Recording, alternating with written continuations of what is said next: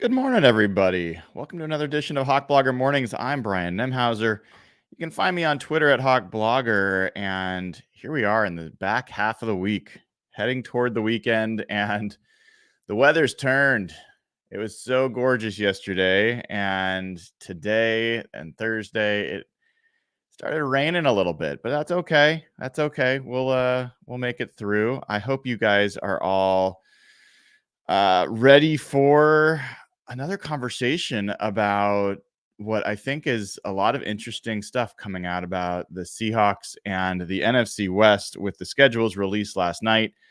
There was a ton of content yesterday. In the morning, we talked to Ted Ewin from The Athletic about Mike McDonald and his defense and some of the insights that he had, which was very cool. Also went in depth in the morning about guessing the schedule, which congratulations, we did it together. We figured it out. And yes, the Seahawks schedule was announced by us 9 a.m. tomorrow. So you didn't have to wait all the way till 5 o'clock. And then last night, a lot of fun with Jeff Simmons and Dana O'Gorman talking through the official schedule launch. And I spent way too much time on those visual aids. Hopefully somebody got something out of them. I enjoyed kind of making them. I spent too much time on them, but we did go over some patron questions, and I'm going to go over some more today. You can ask questions as a patron if you are sign up at patreon.com/hawkblogger. Get instant access to the Slack channel. That's where we gather the questions each week. And you also get the audio versions of this pod. So a great time to join as a patron, patreon.com/hawkblogger.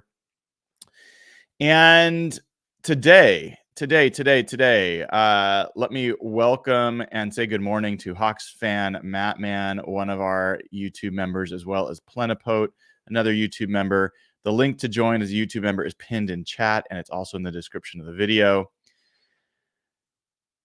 And Plenipote asks, have I looked at the schedule and come up with a win-loss prediction yet? No, I haven't. That will probably be another show, but not officially. And, you know, that's probably a fun thing to do. I generally get more confidence in those kinds of predictions as we get more information into training camp and how players are playing and how other teams around the league are doing relative to injury and all that kind of stuff. So, but we'll do it. We'll have some fun with it at some point here coming up. We're going to start with going over the NFC West schedules. That's what this show is about. I will finish up by answering patron questions that were not answered last night, so stick around for that. But we've kind of covered the Seahawks schedule, and I think it's worth, reiterating. From my perspective, the Seahawks got a very good roll of the dice. It's a friendly schedule. The travel is mixed, spread out evenly. The tough opponents are not necessarily all grouped together. They got a soft start to the schedule. I think some of their easiest games are early, which I think is a good thing. Got a fair number of rookie quarterbacks.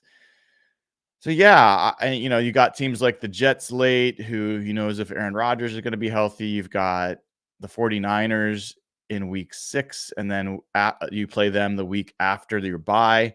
So you have a chance to Mike McDonald will have an extra week of preparation. I just think there's a lot of generally beneficial things about the Seahawks schedule. I did want to just show a couple of things relative to how it's seen from a strength of schedule standpoint. So let me share this real quick. And there's a few different ways to calculate strength of schedule. And this is from Warren Sharp, who's been on our show before. And he does this based off of Vegas forecasted win totals. And this, I generally think, is better than just win percentage from last year, because Vegas is factoring in changes that have been made. The win totals from last year are all based, that's injuries affect that. You have different players on those teams. There's different coaches. There's all sorts of things that change. I don't think Vegas win totals are the end all be all, but I think they're a little bit more indicative of the strength of a team going into a year than just the win percentage from last year. And so in this particular view of it, you can see that the Falcons, it says, have the easiest schedule by quite a ways.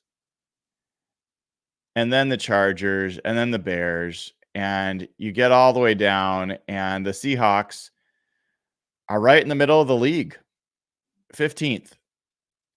And that's makes sense. I mean, the Seahawks have a tough division.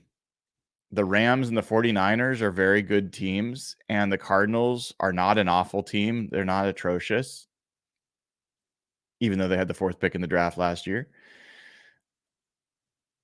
And so the Seahawks are, interestingly, by this one spot, they have the easiest schedule of the teams in the NFC West. We're going to go through each of the opponents, the division rivals schedules, and we'll kind of judge that for ourselves about where some tough points are in the schedule. But based off of this view, the Seahawks have the middle of the league strength of schedule and easiest by strength of, by Vegas win total. Okay. Now, if you look just on winning percentage, if you just go based off of winning percentage, which I told you I'm not a big fan of, the Seahawks come in at 24th. So they have one of the easiest schedules in the league. The Cardinals actually are tied with them.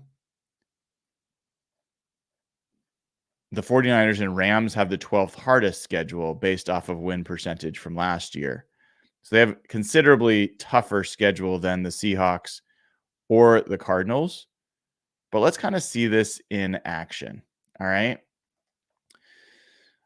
Let's start by taking a look at the Rams schedule. And to be totally honest, I have not looked at this yet. So I could not tell you what I think of it. We're going to do it together. We'll see if there's any nice visual way of doing it. Let's see. Do they have any good visuals here? This looks ugly. Let's see what the Rams. Los Angeles Rams. Did they do anything fun last night?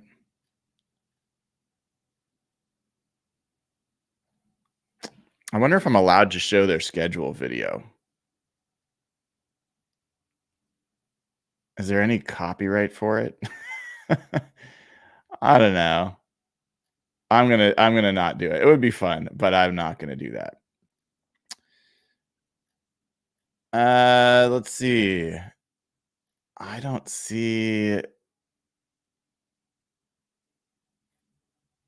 Yeah. Okay, here we go. This is a decent view. All right.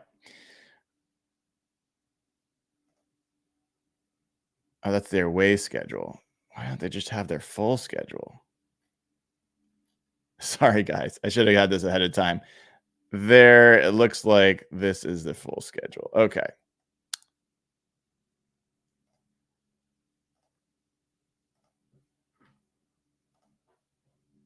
Oops. I don't know what just happened there. I think I clicked stop sharing. All right.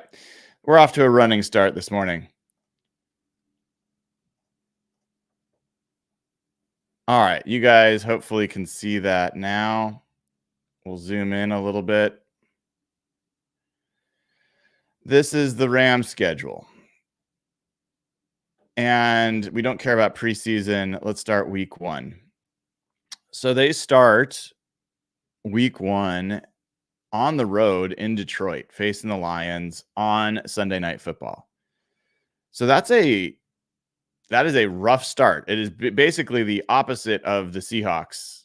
They're on the road, they're in prime time against a Super Bowl contender. That's a tough way to start. Week 2, they get their divisional game at home, but in week 2, and it's the weakest of the 4 divisional teams, at least by my estimation. But that's not easy to go week 2 at home. Then week 3, they host the 49ers. So they're getting divisional games far earlier than the Seahawks. Arizona week 2, San Francisco week 3, both are at home. But I think, oh, wait. Sorry. No, that's wrong. They play at Arizona. So they start with 2 road games. Gosh. So they start at Detroit on Sunday Night Football, and then they go to Arizona.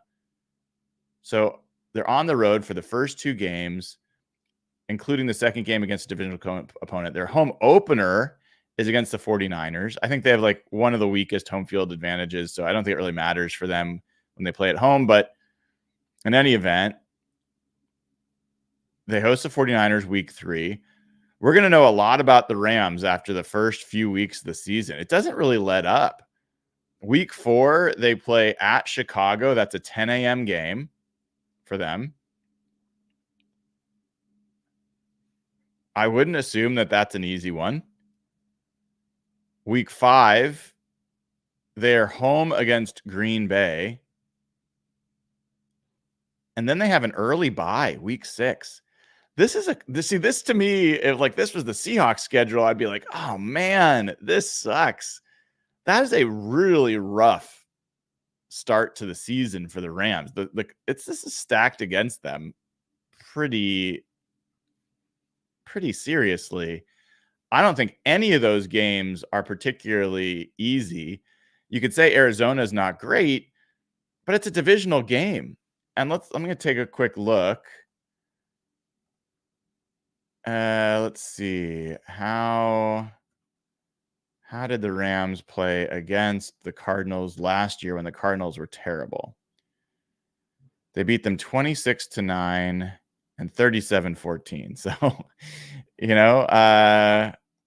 let's look back a year prior.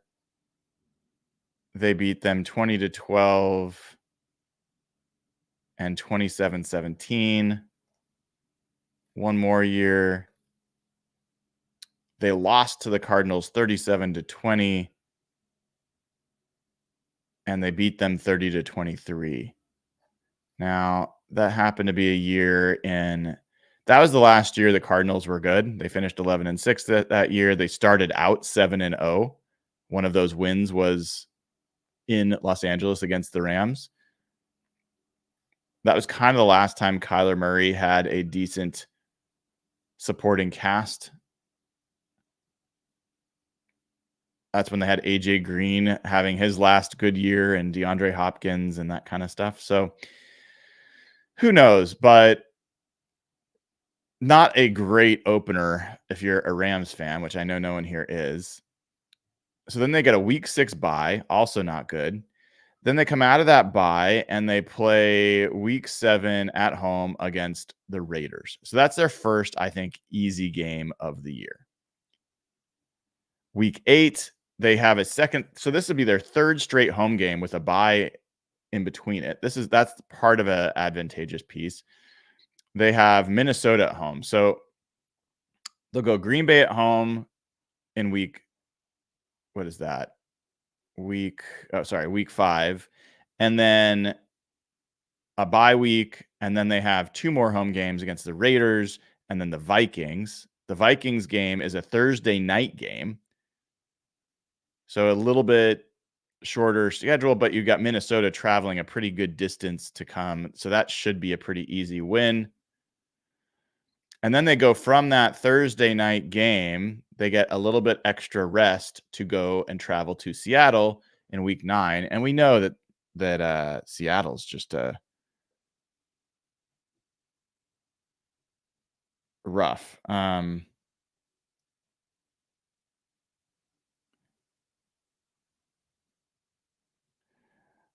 Hold on. I got to do one thing real quick. But the Seattle game is interesting. Their first game against Mike McDonald is going to be on the road. And by then, the Seahawks are going to be like 8-0, so it'll be cool. And then after the Seahawks game, they are home for a Monday night football game against Miami. And then that's going to be a fun game. I mean, a lot of offense in that game, depending on, again, all this depends on Matt Stafford staying healthy and available. I'm not a Jimmy Garoppolo guy. Anyway, so after Miami in week 10 at home, they travel to New England for a 10 a.m. game in week 11. And then in week 12, they host the Eagles for a Sunday night football game. I think the Eagles are going to fall off. I know they had they had some good moves this offseason. I think they got some good secondary help. I think losing Jason Kelce is huge. I think Jalen Hurts showed some real signs of erosion last year, and I'm not sure he's the player that maybe I even thought he was going to be. I don't know. I don't know about the Eagles. I think their window may have closed. But in any event, for the Rams, they host them in week 12. They host the Eagles in week 12 on Sunday night football. Then in week 13, they travel to New Orleans. That should be a pretty easy road game, one of their easier road games. Then in week 14, they host the Bills. We'll know who the Bills are by that time. And then week 15, they travel to the 49ers for a Thursday night football game. So they're going to go, it's a pretty easy road trip from LA to San Francisco, but they do have the short rest. That's going to be a tough game for them to play the 49ers on short rest like that on the road. At least the Seahawks get to do it at home. And then the Jets, week 16 in New York. That's a 10 a.m. game. And then week 17, they will play at home against the Cardinals, and they finish up week 18 against the Seahawks at home. So they finish with 2 home games. The Seahawks finish with 2 road games. In general, this schedule really, really starts rough. I mean, if the Rams have a winning record after 5 weeks, then they're in pretty decent shape. But that first 5-week stretch, I think, is going to be rough. Then they've got the easiest part of their schedule is week 7 and 8. I mean, you could say week 9 if you don't think Seattle's good, but Vegas and Minnesota at home is pretty easy. I also have a feeling that this stretch of week 11 to week 13 won't be that tough. That's New England, home against Philadelphia, and at New Orleans. And then they have home against Buffalo, which may not be as tough of a game as we've talked about. The Bills might not be the same team that they've been before. And their closing slate, I mean, the Jets, who knows? I mean, that might be a really tough game. The at San Francisco, at New York Jets might be a tough game in their final month, but then they get home against Arizona and Seattle to finalize. So all in all, I would 100% prefer to have the Seahawks schedule than the Rams schedule. I think the Rams schedule is pretty rough. Curious what you all think about it. Let's take a look at the Cardinals schedule.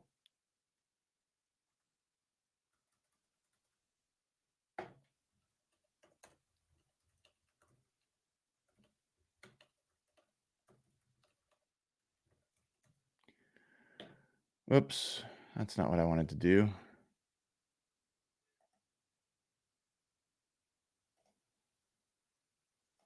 There we go. Let's take a look at the Cardinals schedule.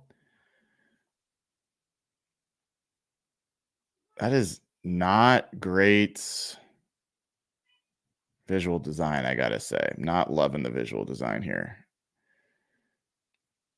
All right. So the Cardinals schedule starts 10 a.m. I mean, they can't even just say if it's you got a color code. Okay, home is red, away is black. This is not well designed. I'm sorry. I'm not a fan. I think I mean I know the head of their brand design. I'm gonna have to talk to him. He won't like my input. But anyway, all right. Away. They start on the road in Buffalo at 10 a.m. It's a tough way to start. Going up against Josh Allen. It is going to be September, so the weather's going to should be better. If you're going to play in Buffalo, earlier is better. Then they go and then they have the Rams at home, like we just talked about in week 2. If you want to be a surprise team, as a Cardinals fan, those first 2 weeks set you up to do it. I don't think the Bills or the Rams are unbeatable powerhouse teams. But I do think that if you come out of that stretch 0-2, I think the Cardinals are not going to be interesting. I just generally don't think they're going to be interesting. The week 3 game is home against the Lions. That should be a good matchup, and eager to see the Lions on the road. I think that offensive line travels well. So a tough couple of home games to start out. And then they have the Commanders in week 4. So 3 straight home games after starting out on the road. I mean, the NFL is giving them a chance. I think none of these teams are unbeatable. You've got 3 out of your first 4 games at home. You're playing the Bills in September on the road instead of if that game had been at the end of the season. That's a much tougher game in the cold for the Cardinals, who are not accustomed to playing in that kind of weather.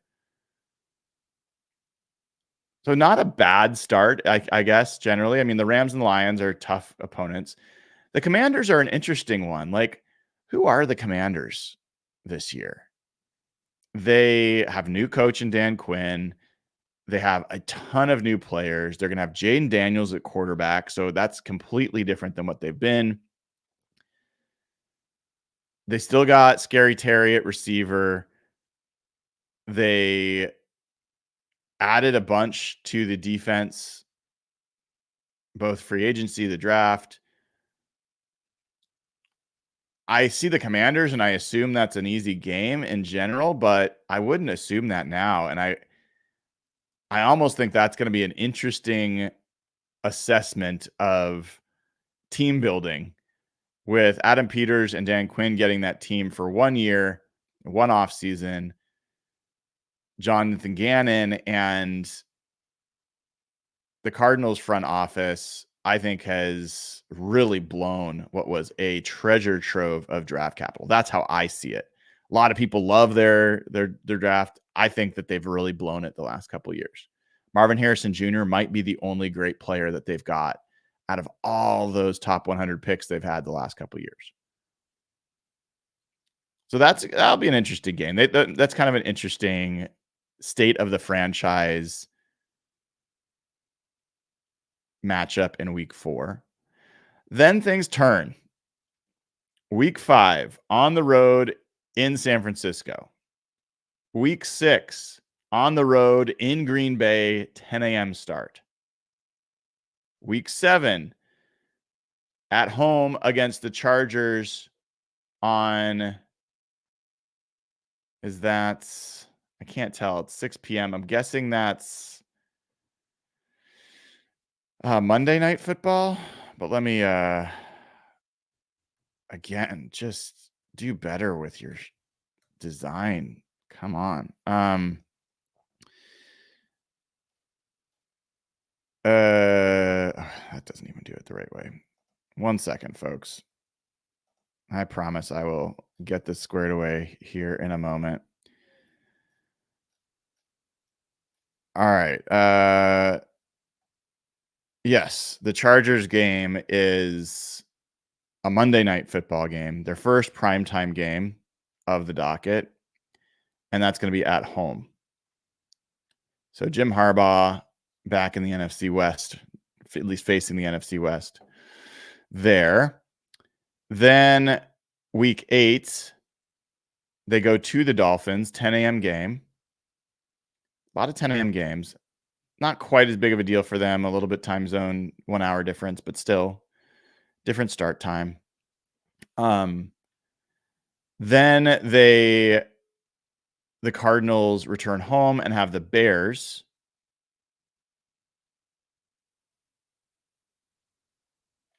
In that game.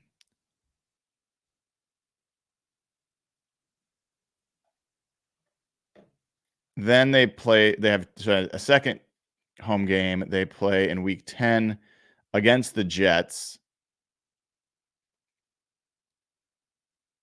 So they got a 2-game homestand there, and then they finally get their bye week in week 11. I mean, the Seahawks, I think, got the ideal bye week, which is week 10. That's almost exactly halfway through the season. Week 11 is fine too. I'd rather that than week 4 or 5. But it starts to get a little late.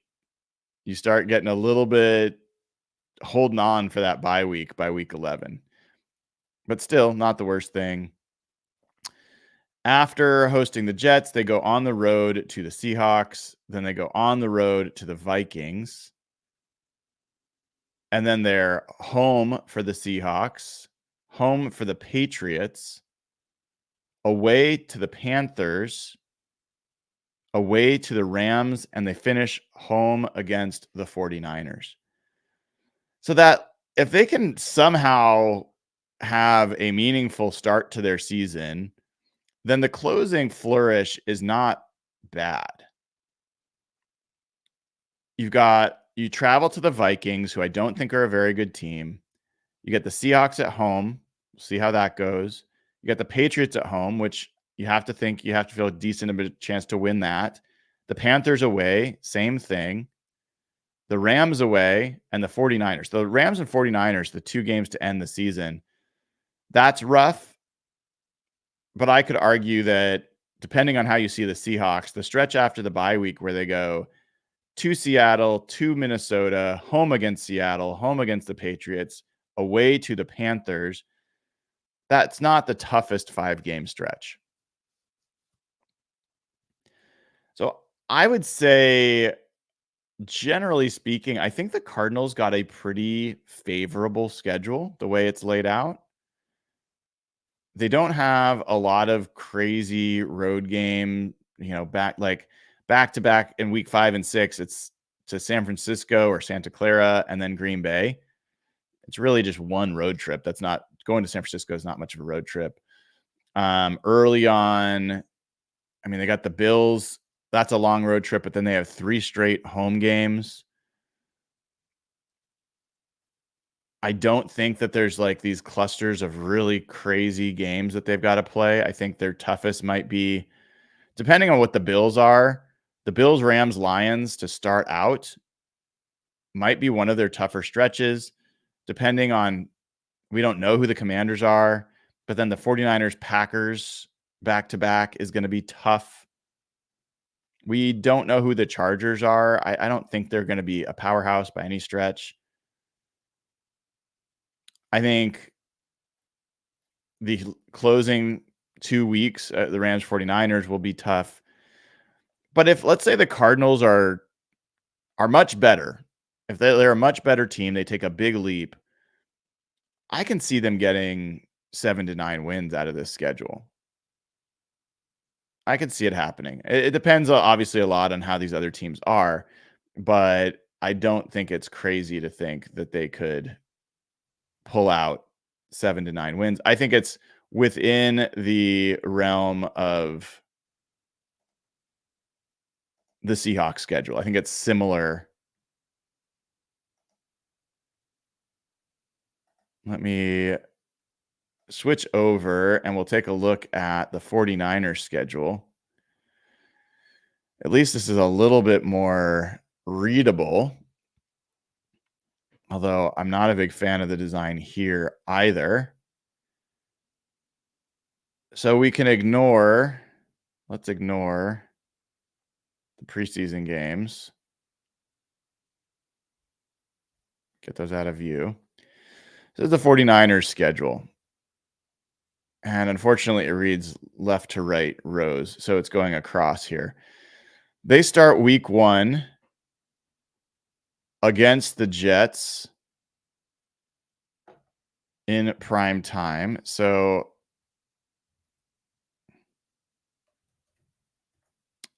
let's just double check.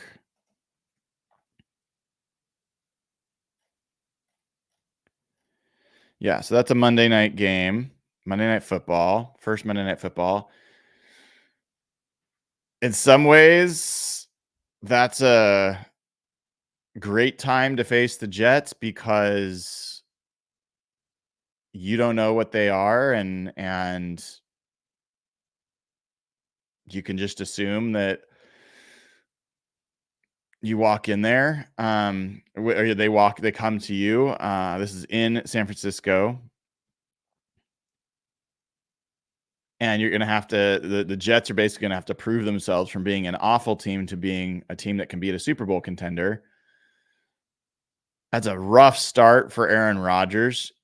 If he's not physically ready at 40 years old, they're going to find out quick. He tends to get rid of the ball fast. His injury last year was not because he got hit. He just had a non-contact injury, but this is a guy that plays most games because he gets rid of the ball a lot. So the 49ers pass rush is actually, contrary to belief, not been that great.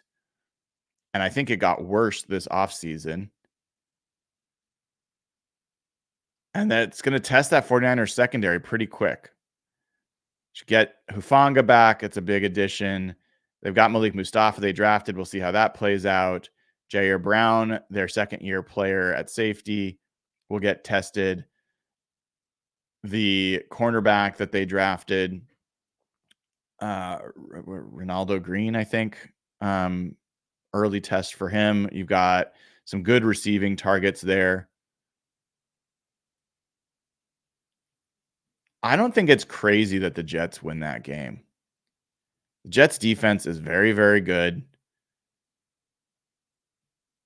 Robert Saleh knows Kyle Shanahan as well as anybody. So, and he knows the defenders. He knows if they have flaws, he's going to know where they are. So it's not an easy opener. Then they go on the road to play the Vikings. So that's a pretty easy week 2. And they'll have they'll have actually one less day of rest because they're playing Monday night. So that's on a little bit of a short week and a 10 a.m. game. If they lose week 1, I mean, I can't see the 49ers losing to the Vikings, but who knows? That's an easy second week. Then they go to the Rams in week 3. I think that's going to be that's like a must-watch game. It's going to be very defining for how this division is going to play out. The Rams have that game circled. They absolutely have that game circled. And these teams last year, they had some good games. 49ers beat them in the first game 30-23. Now, Week 18, that game really didn't count. They had a bunch of scrubs playing in that game, but the Rams did win that one, 21-20. But the first, week 2, it was a back and forth game. The 49ers had 365 yards of offense, and the Rams had 386. So it wasn't like either team had a significant advantage. And the Rams were leading actually they were leading almost until halftime. The 49ers tied it up right at the end of the half. But it was 27-20 with, halfway through the fourth quarter.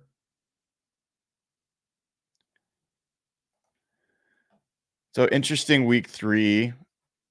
Is it possible that the 49ers start off 1-2? I think it is. That game against the Jets at home and then at the Rams in week 3. I don't think that's crazy. Then they get the Patriots at home. That's an easy, easy win. They get the Cardinals at home in week 5. I think that's another easy win. So even if they start at 1-2, they should be 3-2 after 5 weeks. Then they go to the Seahawks on a Thursday night game in week 6. Short rest. We don't know. I hope that's not an easy game. It's been an easy game for them for a while, but I hope it's not. I hope we get to see Byron Murphy just change the tenor of that matchup. I hope Christian Haynes changes the tenor of that matchup. I just so sick of the Seahawks being pushovers, and gives me a little bit of hope that, those guys are new additions, and let's see how Mike McDonald can prepare. So anyway, looking forward to that game. Then that's on the road to the Seahawks in week 6. Then they come back home and they face the Chiefs in week 7. How that isn't a primetime game, I don't understand.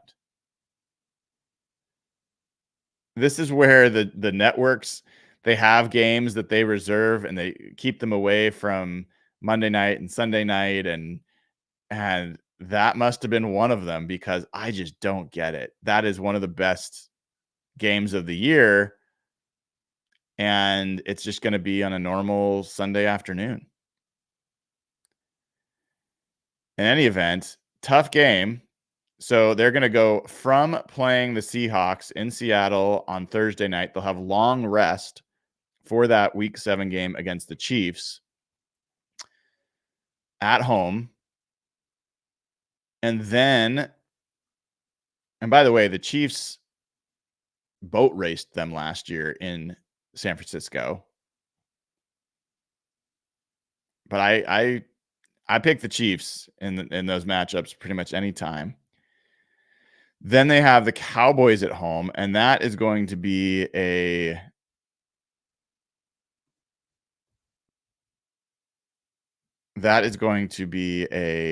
Sunday night game.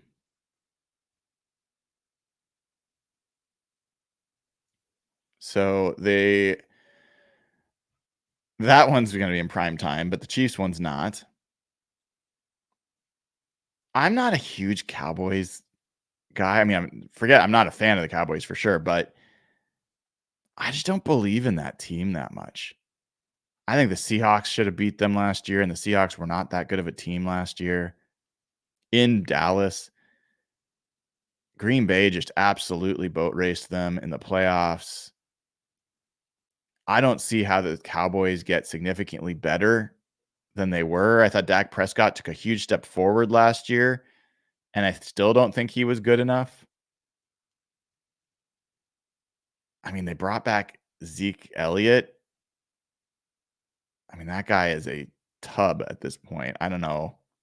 I don't get it. But I think the 49ers win that game pretty easily, even though the Cowboys are thought of as a big contender. And then they get their bye week in week 9. So before we go to the last half of their schedule, let's go back again. So the Jets at home on Monday night to start. Not an easy game. Then they go to the Vikings. That's easy. Then they go to the Rams. Not easy. Then they get home against the Patriots. That's easy.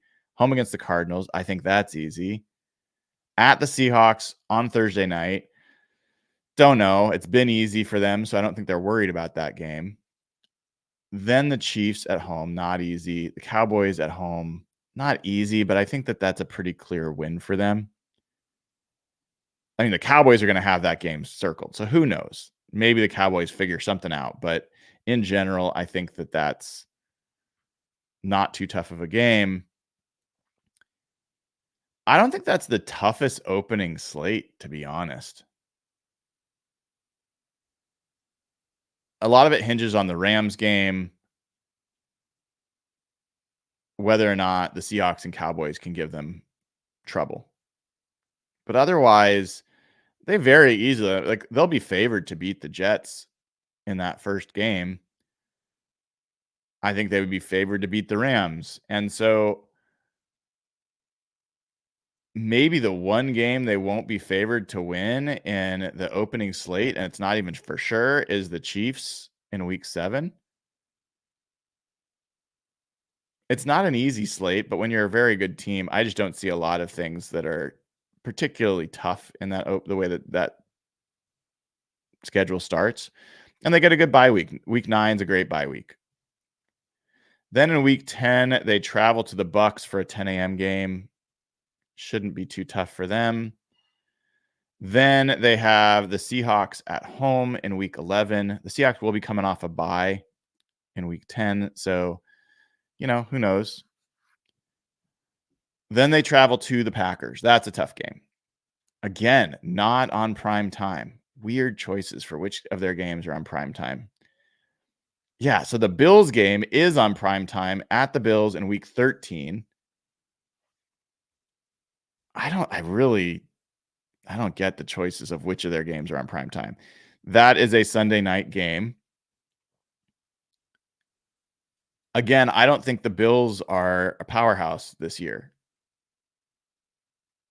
I think the Packers are. Then they have the Bears at home.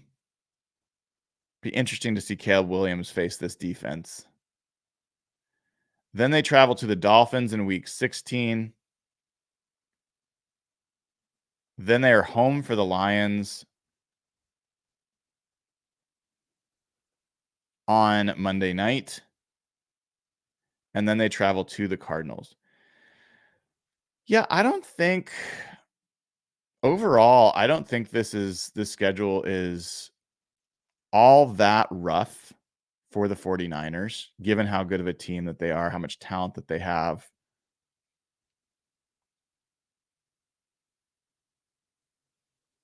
I would think just very top, rough guess. Let's be a little pessimistic and say the Jets surprised them in week 1. So 0-1, they beat the Vikings 1-1. Let's say that the Rams rise up at home and beat them and they're 1-2. They'll beat the Patriots, they'll be 2-2. They'll beat the Cardinals, they'll be 3-2. I don't know what to tell you about the Seahawks. I'm going to say that they'll beat the Seahawks in week 6, 4-2. They'll lose to the Chiefs, 4-3. They'll beat the Cowboys, 5-3. They'll beat the Bucs, 6-3. I'm going to say they'll beat the Seahawks again, 7-3. They'll lose to the Packers, 7-4. They'll beat the Bills, 8-4. They'll beat the Bears, 9-4. They'll beat the Rams at home, 10-4. I think they beat the Dolphins, 11-4. Let's say they lose to the Lions, 11-5, and they beat the Cardinals. I think 12-5 is a decent guess at this schedule, and I don't see a real murderer's row for them. You could say at Packers, at Bills. I just told you I don't think the Bills are quite the team they used to be. you could say home against the Chiefs, home against the Cowboys. I'm not sure the Cowboys are that great. And then it just matters about whether the Rams and the Cardinals and the Seahawks put up a fight against the 49ers, because they haven't really for the most part in past years. I think the Rams are in a position to potentially do that. I hope the Seahawks are, but I got to see it to believe it, because it hasn't been close for a few years. They just talent disparity between these two teams has been massive.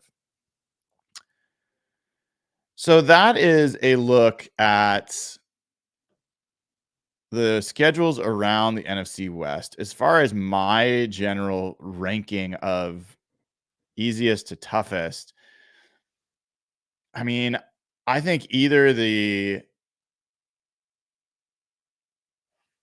Seahawks or I think the Seahawks or the Cardinals have the easiest schedule in terms of way. I think the Rams have the toughest, with them starting out at Detroit and then going to Arizona and at Detroit in a primetime game, and then home against San Francisco, and then at Chicago, and then home against Green Bay. That is just by far the toughest schedule, and maybe the toughest 5-game stretch of any of the teams at any point. And I think they even have a potentially rough end of the season when they've got to travel to San Francisco for Thursday night on short rest. Then they go to New York for a 10 a.m. game. And then they finish with home games against Arizona and Seattle. I think the Rams really got a tough schedule. And they have a week 6 bye as well. All the other teams in the division have week. I mean, the 49ers have week 9.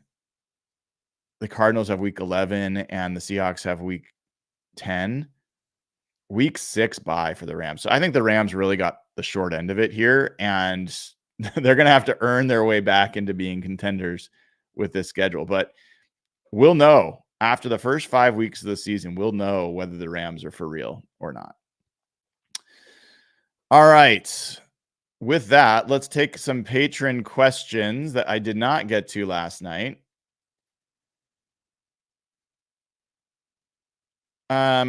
This one comes from Kane. He says, "Hi, Brian and crew. Thanks for all the great content. After listening to this morning's Hawk Blogger and your discussion with Ted Yuen, I'm more optimistic about the future of this team based off the coaching choices made by John Schneider and crew. My question is, which player from each offense and defense do you believe will benefit most from having a more adaptive game plan? I think it will be JSN, and Jones will have the best jump from year to year." That's a good question. I asked that of Ted as well, and the names that he brought up were Devin Witherspoon and Draymond Jones. It was encouraging to hear him talk about Draymond Jones that way. Ted is a fan of Draymond Jones, and we know that he's got a lot of things that he's working on this year to potentially play like the Jadeveon Clowney role in this defense. It would be, let me put it this way, the most beneficial person on the defense to be elevated by Mike McDonald into being a real impact player would probably be Draymond Jones. Devin Witherspoon's already an impact player, and he'll be an impact player for anyone on any defense. Draymond Jones just wasn't as impactful as we had hoped he would be last year, but he did start to have a bigger impact when he played end. And if he can take a leap, that would be huge. I also think Julian Love is really well suited for this type of defense. I've told you before as well, I think Trey Brown is well suited for this type of defense and this type of approach. So those are a couple guys on defense. On offense, I don't know, because I have to see how Mike McDonald's approach to offense and how much he's going to be involved will play a factor there. I think the way I assume Ryan Grubb is going to approach this. There's two guys that I really, well, there's three that I think have a really good chance to be helped. One is DK Metcalf. I think he's going to be utilized in ways that he hasn't been utilized before. And we've said that before. So hopefully this time it's true. JSN, I think is going to absolutely be helped. So I think you're right on that. I mean, I could go on. I think Geno is going to be significantly helped. I mean, the amount of times that Shane Waldron would send every player down the field and leave no short or intermediate options for Geno Smith behind one of the worst offensive lines in the NFL was just atrocious. And I think Ryan Grubb, he showed at University of Washington, there was almost always an outlet for Michael Penix. I think that will help Geno this year. But the two other guys, I think of Kenneth Walker. I think they're building a wide zone offensive line that can get out and crush people on the edge and set edges. And you get Kenneth Walker on the edge and you're going to have some house calls. And I don't think they did that well last year. And I think that that could be a big assistance to him. And Charles Cross is really, the last guy that comes to mind, and I would call out as well. All right.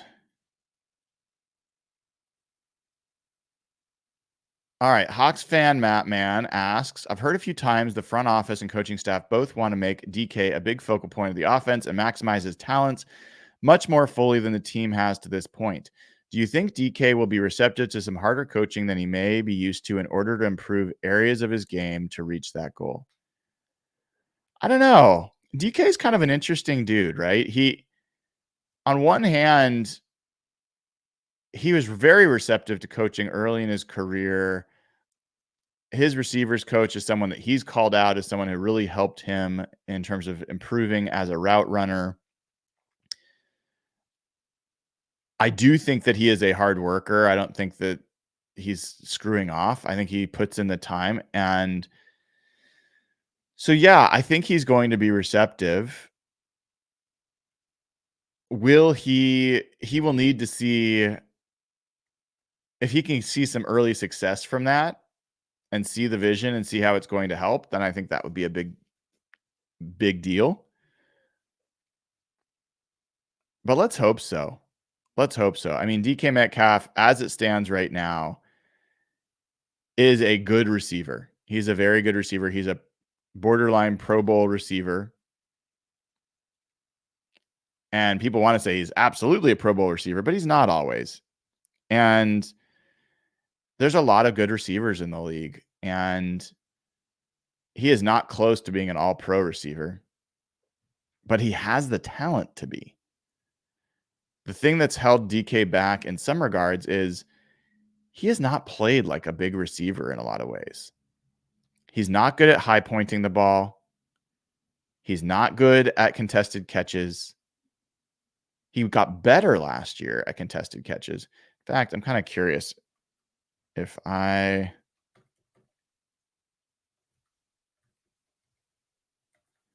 can find this.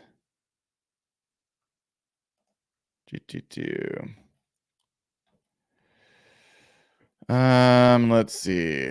Oh my goodness. I have to subscribe. I don't want to subscribe.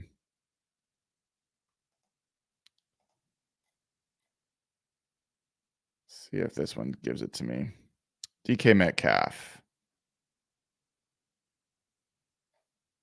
Where is contested catch on here? Hold on.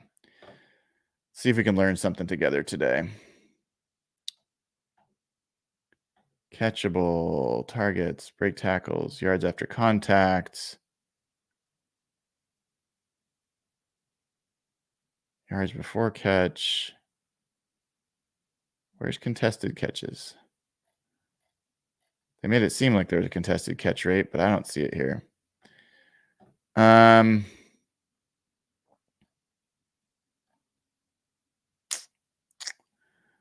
Well, give me one more second because I'm kind of curious.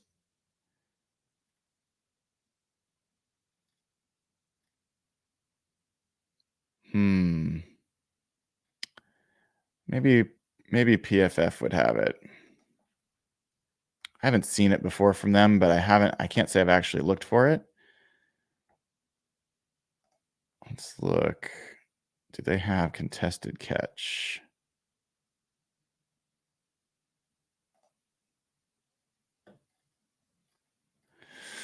They have they do contested catch rate. Cool. Thank you, PFF. All right. I should have gone there first. I should have known better. So let's find it. There it is. Contested catch percentage. And let's see where DK Metcalf ranked. Any guesses of where DK Metcalf ranked in contested catch percentage among 95 qualifying receivers in the NFL? Last year, DK Metcalf caught 29% of his contested catches. That ranked 78th out of 95 players, 95 receivers. 29%. So if you want to feel a little bit better, Garrett Wilson is right next to him. Tyreek Hill is right next to him. George Pickens is right there. Interestingly, JSN is 83rd. He is 25%. So he was even worse. DeAndre Hopkins, interestingly, 22%. He was 90th. There's some good receivers down here that were not good at contested catches. But still, Tyler Lockett, if you're curious, he was 61st, 36%. So the Seahawks have not had a good contested catch guy. I want to look back at Golden Tate, because Golden Tate for me was the contested catch guy.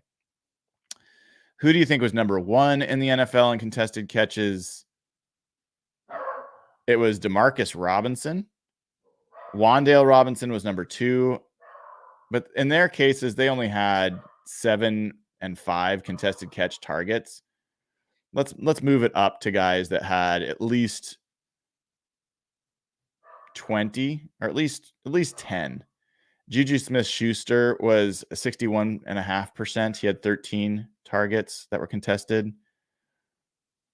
Chris Godwin was 59.3. He had 27 contested targets. He caught 16 of them. There's a few of these guys in here that are, part of a contested catch means you're also not open. So you don't want to be a guy that's like only doing contested catches. That's why Rome Odunze was a little bit debatable for some people as how he's going to do in the NFL.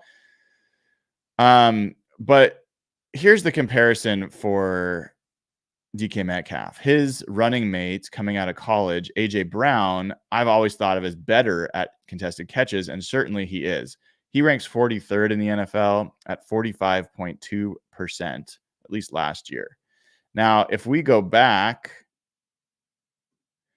to 2022, so DK Metcalf was 78th, and he had, I think, 29% was his contested catch rate. Let's look back last year. Where did DK Metcalf rank last year? DK Metcalf. Where is he? Okay, he ranked better in 2022. He had a 47.6 contested catch rate. That ranked 46th. So he had 42 contested targets in 2022. That's wild. And he caught 20 of them. So that's better than I thought. It's always good to have data to check your biases. Let's go back one more year to 2021.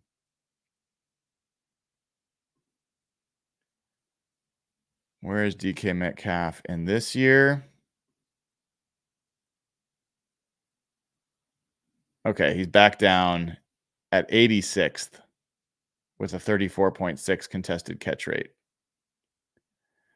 So 2022 was his best, but in general, I know this is a big tangent from where the question was. But I don't know that you learn how to be better at contested catches. I guess there's ways you can be obviously there's ways you can be practicing it, but I think it's either something you're great at or you're not for the most part. I don't think you learn it. And I do think that he's going to get increasing targets. I do think the routes they're going to run are going to be better. So I'm a hopeful there. Thanks for the question, Hawks fan, Matt man. Eric, who do you think will be the next player that will or should be inducted into the Seahawks Ring of Honor? I gotta admit, I gotta look at who's in it now. I got Largent, Jim Zorn, Dave Brown, Pete Gross, the announcer, Kurt Warner, the running back, Jacob Green, Kenny Easley, Dave Craig, Chuck Knox, Cortez Kennedy, Walter Jones, Paul Allen, Hasselback, Holmgren, and Sean Alexander. Well, I mean, they have another Hall of Famer from that same era in Steve Hutchinson. I don't think he'll get Ring of Honor based off of what he did, but he's repaired his relationship with the franchise, but I don't know if you get Ring of Honor after you do what he did. From there, I mean, there's guys that like Bobby Ingram is a guy that's beloved. Max Strong is beloved, but I don't know that those guys belong in the Ring of Honor. If I'm looking through,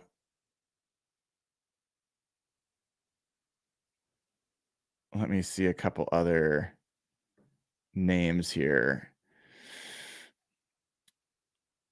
I think it starts to probably skip into the Legion of Boom era. And I just think they're going to wait a little bit longer. But if I was to guess, the next person to go in might be Pete Carroll. And the other contenders would be Cam Chancellor, Richard Sherman, Bobby Wagner still playing, Marshawn Lynch. I don't think Doug Baldwin is really a contender for it. But those are some of the names. It's a good question. I hadn't really thought about it.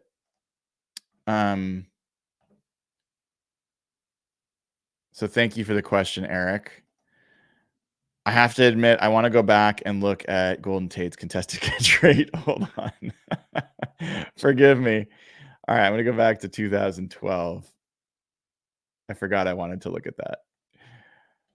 All right. Contested catch. Oh, they didn't do it back then. Darn it. Too bad. Wah, wah. I wonder if it got any of the seasons that Golden Tate was playing.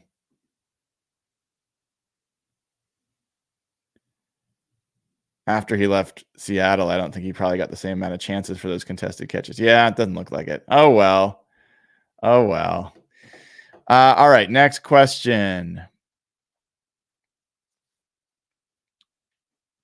From Anders, he asks, if Coach Mike's scheme can make the linebacker safeties a reliable unit and Huff Grubb can mold the offensive line into an above average unit, what's stopping this team from being great? What's our biggest weakness in that scenario? Well, that is a very rosy scenario, Anders. I think the offensive line was one of the worst in the NFL last year. If it can be average, that would be a huge step forward.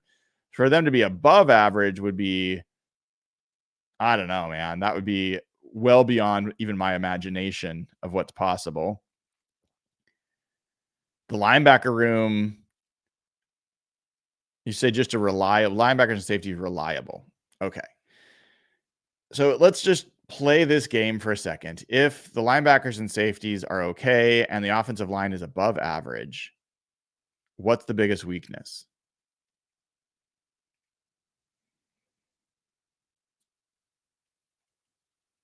You know,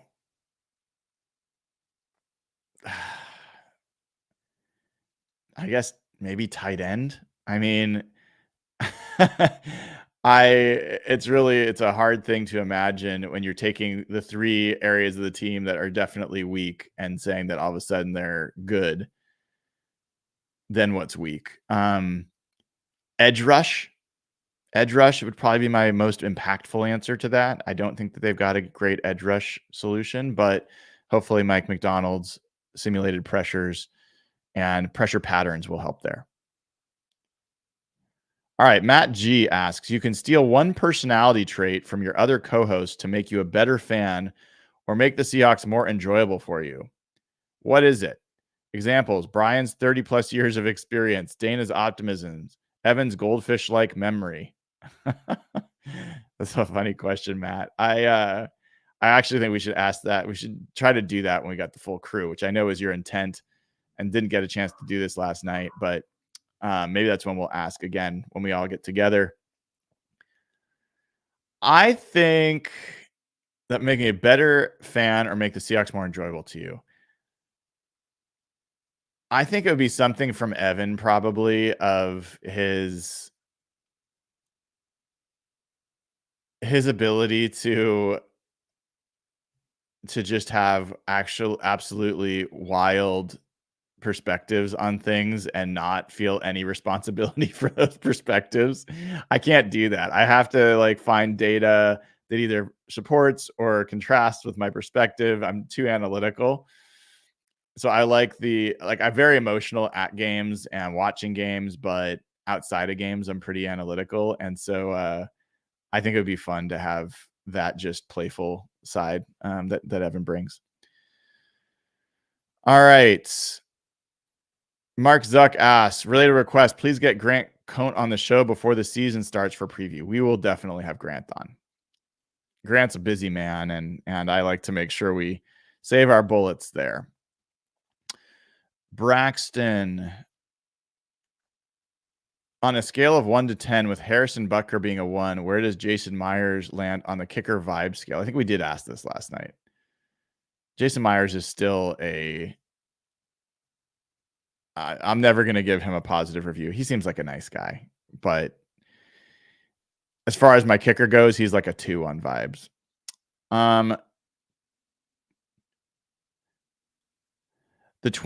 So Trenches no matter what asks says the 2022-23 draft class rankings by AV was a great exercise! ! Thank you. What's something that surprised you?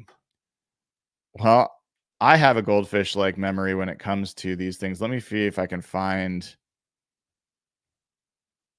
that sheet. And I will tell you again, what are some of the things that surprised me? Oh, right. Okay.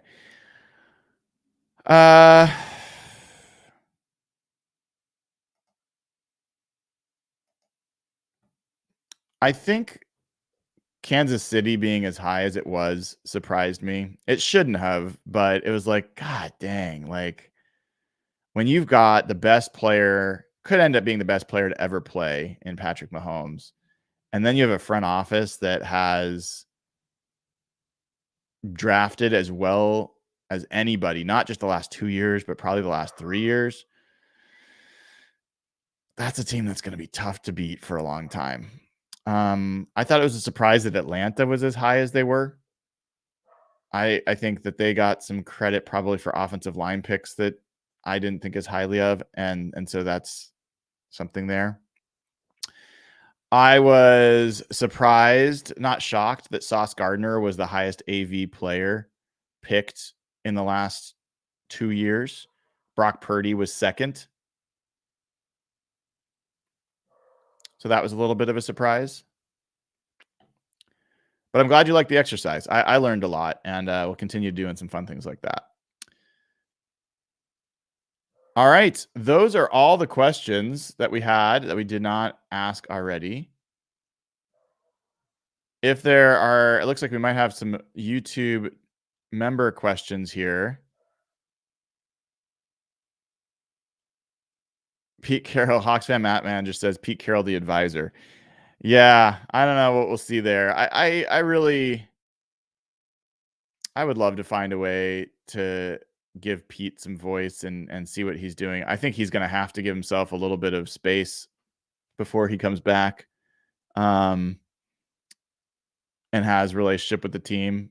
I'm sure it's a pretty raw wound still right now, but I know all of us think highly of Pete and hope that he can come back and he will have a great true goodbye. We'll figure out what, I would love to see him raise the 12th man flag. It'd be great for him to do it in an NFC championship game. Although that's kind of Paul Allen and probably Jody Allen's responsibility at this point. But Pete Carroll's a guy that deserves to have nothing but good things come his way from here on out, and looking forward to seeing how the Seahawks can honor him in the right way. All right, folks, that was a look at all the NFC West schedules. It was a go through all of your questions, and thank you for tuning in. If you haven't already, click like and click subscribe. We have a lot more great content coming your way, and appreciate you all. Hope you have a great rest of your Thursday. I'm Brian Nemhauser. You can find me on Twitter at HawkBlogger, and this has been another episode of Hawk Blogger Mornings.